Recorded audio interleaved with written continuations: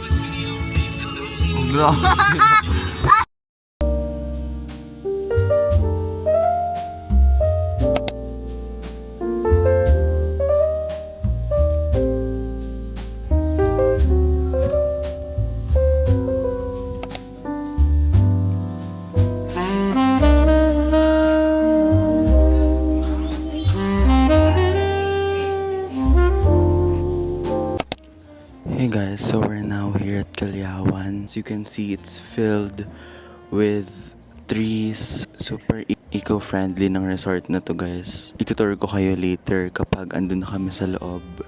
And yep, I'll update you guys later.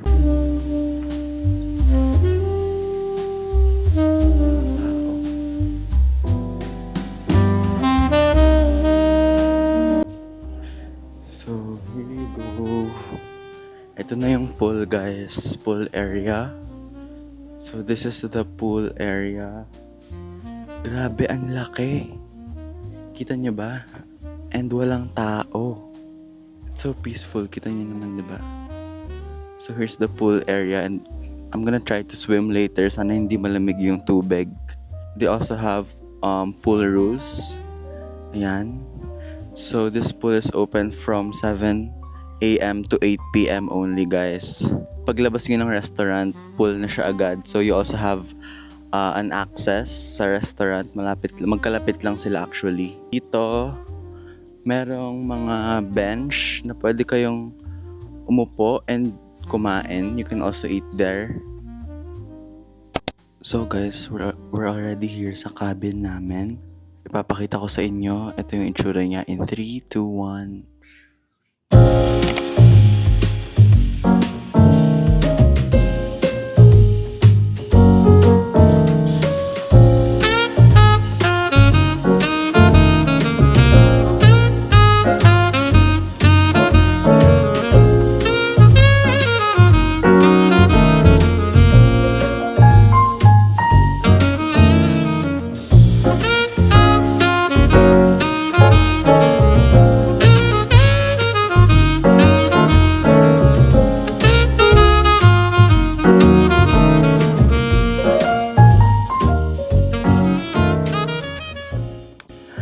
So, ito yung CR nila. Diba?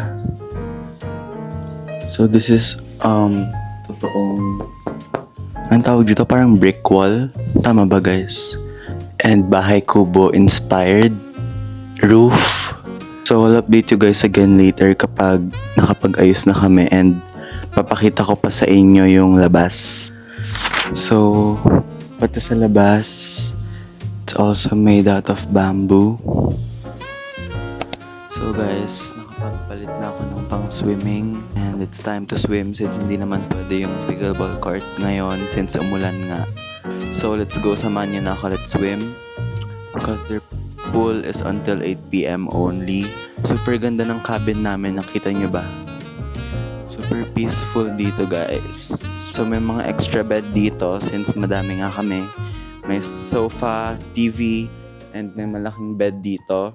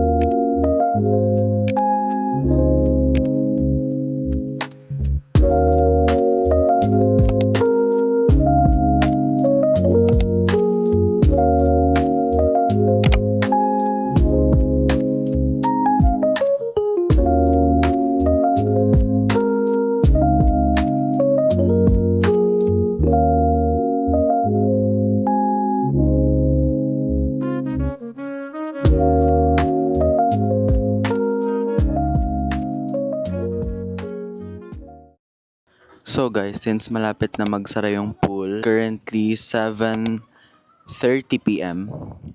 So here's our TikTok setup. Gagawa na lang kami ng mga TikTok. Then, gonna eat dinner after. And yeah, I'll update you guys later kapag andun na kami sa restaurant. So sa mga hindi pa nakafollow sa TikTok ko guys, don't forget na mag-follow na dyan. Kasi dyan lahat ng contents ko. So we're just gonna enjoy a few minutes here sa pool. Before mag-close, then we're gonna go for dinner.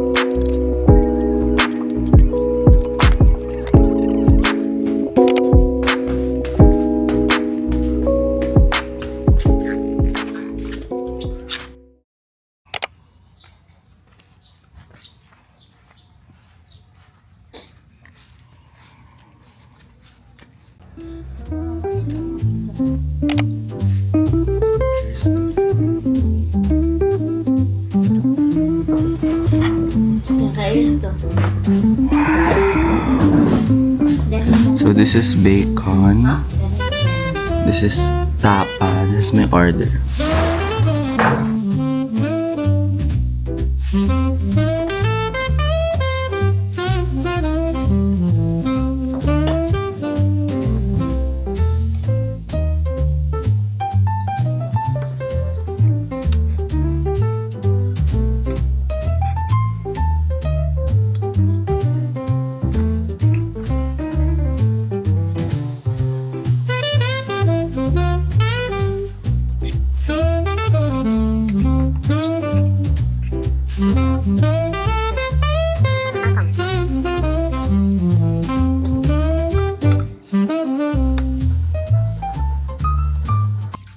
Done eating breakfast, so we're going back to our room. Grabe, it's super nice. So thankfully hindi naman na umuulan ngayon. Pero sana hindi na ulit bumalik yung ulan kasi hindi kami makapagawa ng activities here since umuulan nga. So limited lang yung mga pwede niyong gawin. I'll update you guys later kapag lalabas na kami because as far as I know may mga gagawin kami na activities later kung hindi uulan. Hi guys, so it's already our second day here in Kilyawan, but now since tumigil yung ulan, we can do farm tour and other activities later. Pero for now, we're just waiting for the tractor. Basta yung sasakyan namin guys for the farm tour. But thank God, tumigil na yung ulan pero umaambon pa din. So yep, I'll update you guys later.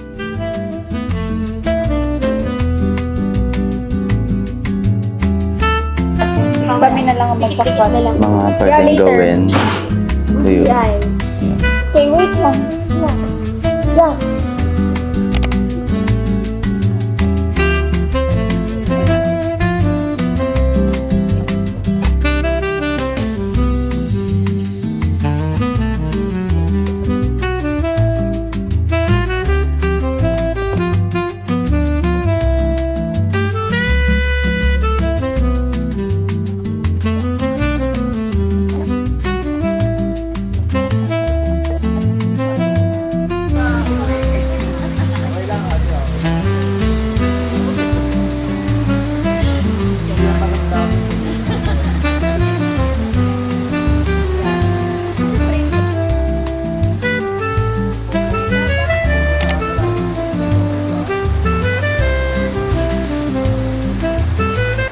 Bawal kaming mag farm tour kasi ayan, umulan na naman. So maybe tomorrow morning, sana talaga hindi na talaga umulan.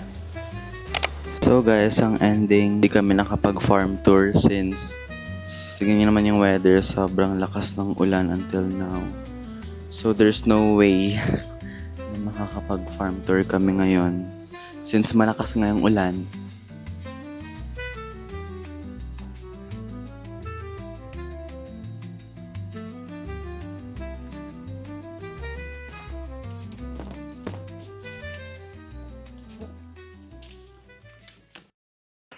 Hey guys, so update, kakatapos lang namin mag ayos ng gamit. About to go home. Hindi nga kami nakapag farm tour and hindi namin nagawa lahat or yung mga activity dito dahil nga sa weather. Biglang nagkaroon ng bagyo or low pressure area. Hindi ko alam, basta yan. So yup. But I hope na pagbalik namin dito is we get to try yung farm tour and yung iba pa nilang activities dito sa farm.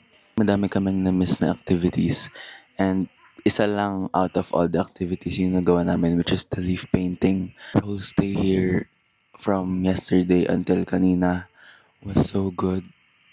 They also have free breakfast and super sarap ng food nila dito guys, like no complaints. Yun lang naman guys, so I hope pagbalik namin is we get to try everything na. The best option talaga is to go home. Kasi sayang naman kung magkasayang kami ng oras dito and wala naman kaming ibang pwedeng gawin. I guess that's it for this vlog. And sa mga hindi pa nakapag-follow sa TikTok ko, ayan na. Diyan ako laging nagpo-post ng contents and updates. And dito sa YouTube ko guys, ito pa lang yung first travel vlog na ipopost ko ulit this 2026. Hindi pa nakakapag-subscribe, don't forget to subscribe kasi dito ko lagi upload ng travel vlog. I'll see you guys on the next one and I hope you enjoyed this vlog. Mga hindi pa nakakapunta dito sa Kilyawan Farm Resort, I'll put their social media there and sa description box so you can inquire and check them there. I'll see you guys on the next vlog.